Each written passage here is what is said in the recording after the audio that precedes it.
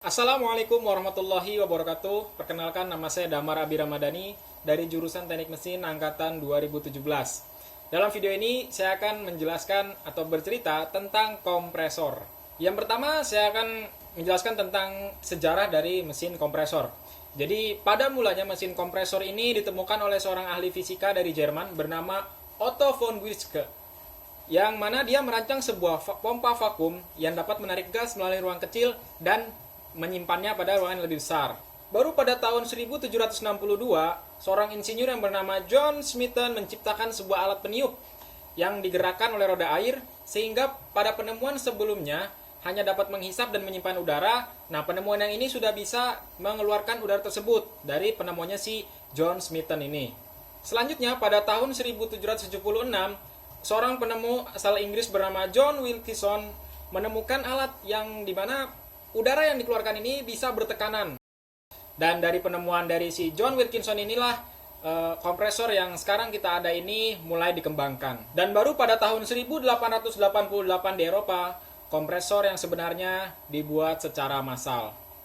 Nah, lanjut ke pengertian dari kompresor. Jadi kompresor ini merupakan suatu mesin yang berfungsi untuk memampatkan udara dengan cara meningkatkan tekanannya dan mengurangi jumlah volumenya.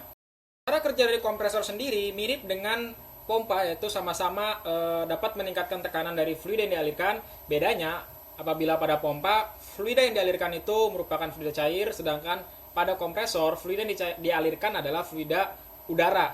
Dan pada pompa, volume dari fluida yang dialirkan tidak bisa diperkecil, sedangkan pada pompa, fluida berupa udara ini bisa dikecilkan atau dimanfaatkan tadi. Kompresor sendiri diklasifikasikan menjadi dua dari cara kerja pemanfaatannya. Yang pertama itu jenis turbo atau dynamic, dan yang kedua jenis perpindahan atau displacement.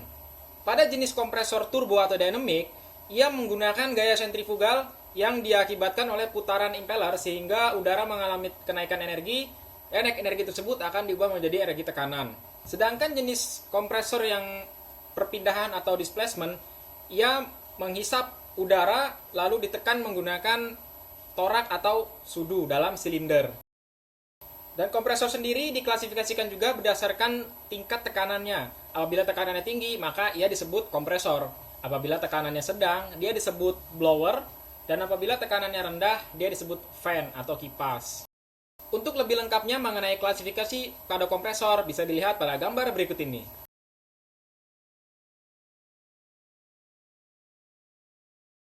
Mesin kompresor tentunya tidak bisa bergerak sendiri. Nah, biasanya mesin kompresor ini digerakkan oleh dua jenis penggerak, yaitu yang pertama adalah motor listrik, yang kedua adalah motor bakar. Dan pada praktikum yang saya lakukan, saya menguji sebuah kompresor dengan jenis kompresor torak atau kompresor yang menggunakan piston sebagai penghisap dan penekan udaranya. Nah, untuk cara kerjanya sendiri dari kompresor torak ini ada tiga, yaitu yang pertama langkah hisap, langkah kompresi, dan juga langkah buang. Langkah hisap ini terjadi saat torak atau piston bergerak dari titik mati atas ke titik mati bawah, sehingga tekanan negatif terjadi pada ruangan dalam silinder yang mengakibatkan katup hisap terbuka dan udara dari luar terhisap atau masuk ke dalam silinder. Selanjutnya itu langkah kompresi. Langkah kompresi terjadi saat piston bergerak dari titik mati bawah ke titik mati atas, dalam kondisi katup masuk dan katup buangnya tertutup, sehingga udara yang tadi terhisap ke dalam silinder akan dimanfaatkan di dalam silinder. Dan yang terakhir adalah langkah buang. Jadi saat torak meneruskan gerakannya dari TMB atau titik mati bawah ke titik mati atas, tekanan dalam silinder tadi kan naik, sehingga saat sudah mau hampir mencapai atas, si katup buang ini terbuka, dan udara yang bertekanan tadi setelah melalui kompresi tadi akan masuk dan akan disimpan atau ditampung ke dalam tabung penyimpanan dari angin hasil dimanfaatkan tadi. Oke, terakhir yaitu tentang pengimplementasian dari kompresor. Jadi kompresor ini sudah banyak digunakan di kehidupan kita, entah itu di kehidupan sehari-hari, pada dunia industri maupun dunia otomotif. Pada dunia otomotif sendiri, kompresor biasa ditemukan atau digunakan untuk yang pertama sebagai alat untuk mengisi angin ban, atau juga untuk proses pengecetan airbrush, atau juga untuk membersihkan mesin untuk bagian-bagian yang sempit, biasanya menggunakan kompresor. Juga ditemukan pada bidang-bidang industri, seperti pada industri pertambangan gas, kompresor biasa digunakan untuk menghisap gas dan menampungnya pada tangki penyimpanan. Kompresor juga digunakan pada industri-industri yang memanfaatkan proses pembakaran, di mana kompresor digunakan sebagai penyuplai udara agar udara yang dihasilkan untuk pembakaran itu bisa lebih maksimal. Selanjutnya, kompresor sendiri bisa kita temui di kehidupan kita sehari-hari.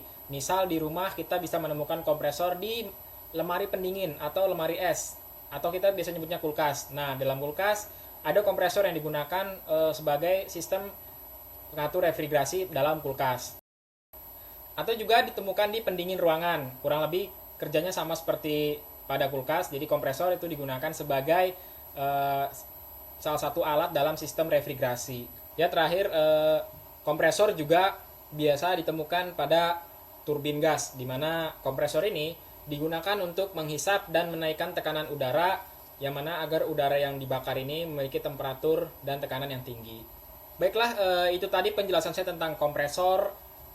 Semoga apa yang saya sampaikan bisa bermanfaat buat saya khususnya dan buat teman-teman semua yang menonton.